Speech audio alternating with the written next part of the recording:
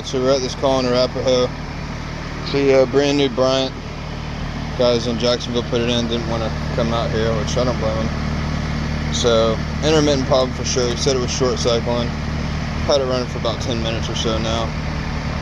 We're not short cycling. What I've noticed on here is that our yellow coming out of the board, right there, going yellow pink, going through our low pressure, then red to blue going through our discharge temperature sensor, going through our high pressure, back to our contactor. So I'm thinking I'm just gonna have to sit here with it and see what, you know, when it goes out again. But I'm thinking that one of those sensors might be our issue, maybe this board, but we'll need to let it run to see what's going on with it.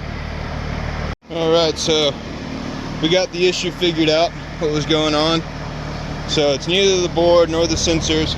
There's a flip switch that's dropping signal. So it's dropping our Y signal coming in. So it's not anything else, which is pretty simple. So we're gonna throw these probes in, make sure everything looks good. Want to make sure they hooked them up right when they put this stuff in. So this is our unit back here. It's a Bryant, new Bryant. This is what they had going on. And they had a cap here. I took the cap off and it started draining good, but we went ahead and blew it out anyways. So this is what we got. It's got a 1/2 horsepower ECM motor. Pretty nice unit. But everything looks good out here. Got the dryer inside, what I like to see, so we don't get any rust build up. Got a condensate pump following up. Foamed around here, so that's good. At least they did all that. Foamed that one too, so looking really good actually. Not too bad at all. But I don't like how they just decided to screw this to some 2x4s. Yep, gotta do better than that. Alright, so heading back to the house. It is 5:15, about a 25-minute ride back to the house. We got him squared away, so what it ended up being was something really simple. I know he wasn't probably too happy because, you know, it cost a good bit to come out here. But what it ended up being was a float switch. So he was telling me, you know, short cycling, like I was already saying.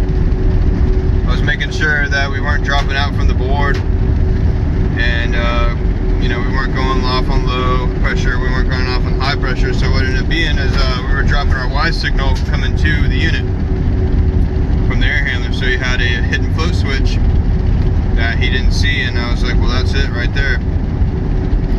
So we got that running, and I put my gauges on it, and we were doing about a 5-degree subcool, and the design was 10-degree subcool. This is a brand new unit, so I highly doubt that when the people put it in here, they accounted for the extra line set and the elbows and everything else that they used in the line set. So like I said, these units only come pre-charged for 15 feet. After that 15 feet, you're gonna have to check your, if it's a TXV, you're gonna have to check your subcooling, and you're gonna have to charge accordingly. If it's a piston, you're gonna have to check your superheat. You're gonna have to read on your data tag what your superheat should be according to the indoor wet bulb and the outdoor dry bulb. And a lot of people don't do that. You know, a lot of people just say, okay, well, shit and get, let's go.